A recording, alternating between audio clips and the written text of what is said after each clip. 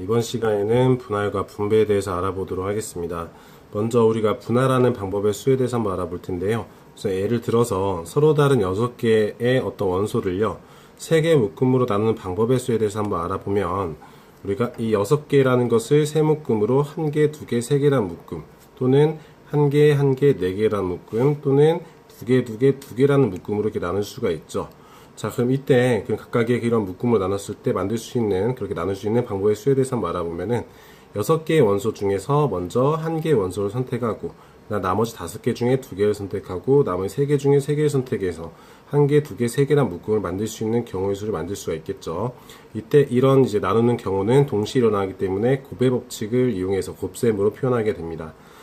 그리고 아래쪽에 1개, 1개, 4개 나누는 경우도 위와 마찬가지로 6개 중에 1개를 선택하고 5개 중에 1개를 선택하고 4개 중에 4개를 선택해서 우리가 3개 묶음을 나눌 수가 있는데, 이때 주의할 점은요, 우리가 이 6시 1 곱하기 5시 1 곱하기 4시 4라는 경우의 수 안에는 우리가 6개 원소를 1, 2, 3, 4, 5, 6이라는 숫자로 본다면 1과 그리고 2, 그 다음에 3, 4, 5, 6 이렇게 세 묶음으로 나오는 경우도 이 경우수 안에 포함되어 있고요.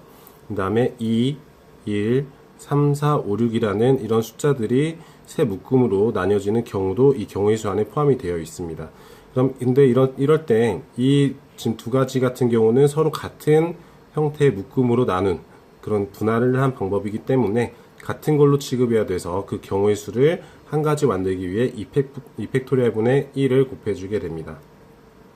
자, 그리고 2개, 2개, 2개로 이제 우리가 분할하는 방법의 수도 한번 알아보면은 위와 마찬가지로 6c 곱하기 4c 곱하기 2c 2를 하게 되는데, 여기에서도요, 우리가 중복되는 것들이 몇 개 생기는데, 예를 들면은 1, 2라는 원소가 있는 한 묶음, 3, 4라고 있는 원소 한 묶음, 5, 6이 있는 원소 한 묶음에 대해서 얘네들이 이쪽에 서로 위치가 바뀌게 되는 경우만큼 중복되는 경우들이 이 6c 곱하기 4c 곱하기 2c 2 안에 들어있기 때문에 그 경우들을 한 가지 경우로 만들기 위해서 이 세 묶음이 서로 위치가 바뀌게 되는 3팩토리얼 개수만큼 나눠주면 됩니다.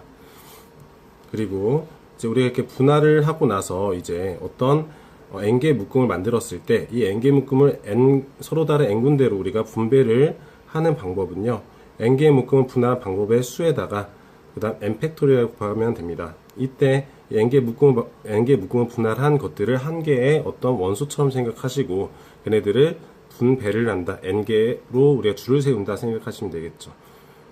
자, 그 다음에 이번에는 한번 집합의 분할에 대해서 한번 알아보도록 할게요. 자, 집합의 분할이라는 것은 서로 다른 n개 원소가 있는 집합 A라는 것을 부분집합 AI들, 공집합이 아닌 그런 부분집합 AI들에 대해 AI들에 대한 교집합은 항상 공집합이 나오고, 즉 그 부분집합들은 서로소가 되면서 그런 이제 K개의 부분집합들을 우리가 합집합하게 되면 전체집합이 나오도록 이렇게 부분집합들로 분할시키는 방법의 수를 우리가 분할시키는 방법을 집합의 분할이라고 얘기합니다. 이 집합의 분할 같은 경우는요, 우리가 그 기호로 집합의 분할의 수를 우리는 기호로 SNK라고 하는데, 여기서 N이라는 것은 집합 안에 있는, 전체 집합 안에 있는 원소의 개수고요. 이 K는 서로소인 부분 집합들의 개수, 즉 K개 부분 집합들로 분할을 한다, 이런 의미입니다.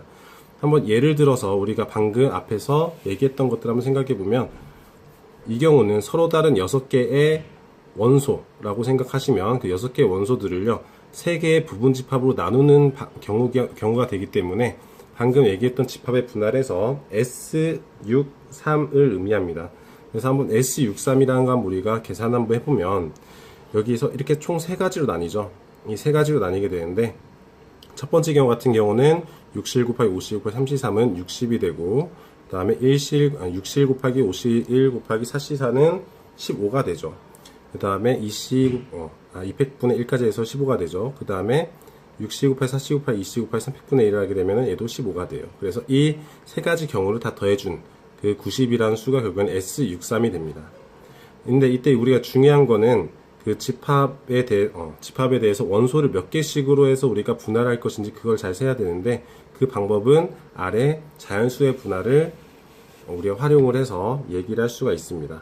자, 여기서 자연수의 분할 같은 경우는 무엇이냐면, 우리가 자연수 n을 자신보다 크지 않은 k개의 자연수들의 합으로 나타내는 것인데, 이때 중요한 거는 그 합들에 대해서 우리가 그 경우의 수를 셀 때에는 어떤 대소관계를 우리가 맞춰가면서 합을 표현해야 된다는 얘기입니다. 한번 예를 한번 우리가 들어볼 텐데요. 5라는 자연수는요, 우리가 1 더하기 1 더하기 3 또는 1 더하기 2 더하기 2 이렇게 3개의 자연수로 표현할 수 있습니다. 그래서 이렇게 우리 3개 자연수로 표현할 수 있는데, 그때 그러면 자연수 5라는 것을 3개의 자연수로 분할할 수 있는 방법 P라는 기호를 쓰거든요. 이 방법의 수는 이렇게 2가지가 나오게 됩니다.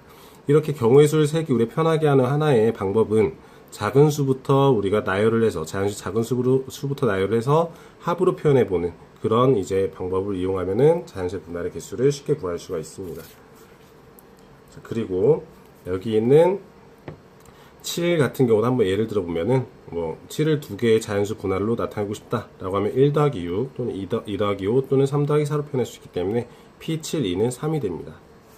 자, 이렇게 우리가 집합의 분할과 자연수의 분할에 대해서 한번 얘기를 해봤는데, 이 2가지에 대한 어떤 차이점을 한번 간단히 알아보면은, 집합 같은 경우는 우리가 안에 있는 원소가 n개가 있다면 그 n개는 서로 다른 게 되겠죠.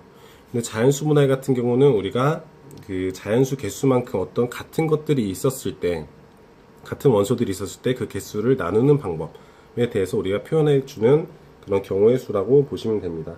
그래서 우리가 문제에서는 그 어떤 집합이나 또 어떤 상황을 분할을 통해서 문제를 접근해야 될 때는 그 원소들이 같은 것인지 다른 것인지에 따라서 우리가 집합의 분할을 쓸 수도 있고 자연수 분할을 쓸 수도 있습니다.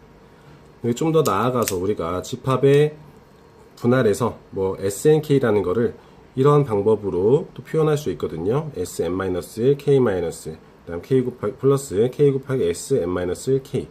자, 이거는 그럼 우리가 어떤 상황으로 생각을 해서 이렇게 표현할 수 있는지 여러분들이 수업 시간에 한번 서로 토의를 해볼 수 있도록 하고요. 그 다음에 자연수 분할도요, 우리 PNK라는, 즉 NA라는 자연수를 K개 자연수 분할하는 이 경우의 수를 또 새로운 어떤 다른 방법으로도 얘기할 수 있습니다.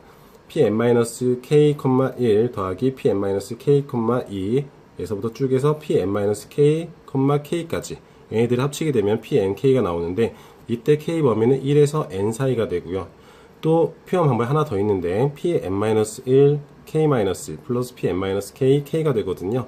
자, 이 2가지에 대해서도 한번 우리가 수업 시간에 서로 왜 이런 방법으로 표현할 수 있는지 한번 토의를 해보도록 하겠습니다. 자, 그리고 마지막으로 이제 이 2가지에 대해서 우리가 좀 구분을 잘 지을 수 있는지 확인하기 위해서 한 가지 한번 우리가 예시를 한번 좀 줘보려고 하는데요. 자, 이 예시를 한번 보도록 할게요.